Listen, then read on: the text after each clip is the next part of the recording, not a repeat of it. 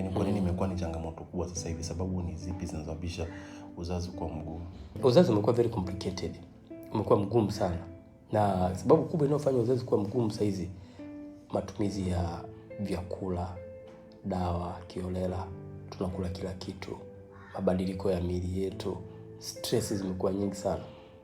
Hivi vitu vyote vimekuwa sababu kubwa ya kusababisha mabadiliko ya mifumo ya uzazi.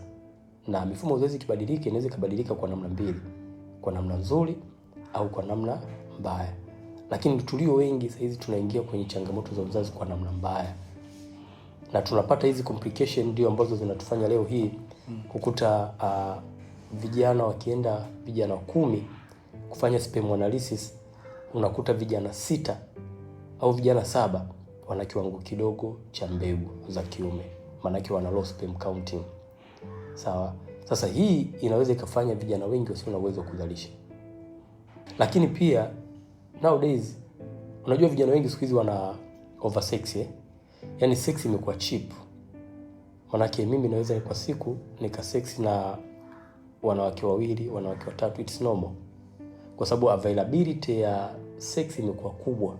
Yaani maana unaweza ukampata mwanamke wote kwa wakati wote ukashiriki naye tendo la ndoa. Lakini pia kuna hii michezo ya masturbation, vijana wengi wanakuta wanajichua. Kwa hiyo utoaji wa mbegu umekuwa kiholela mno.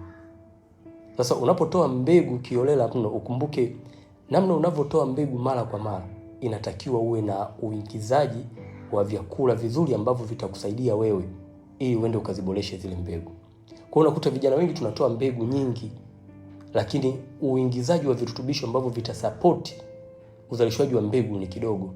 Yaani output ni kubwa kuliko input. Ndio maana unakuta vijana wengi wana uhaba wa mbegu.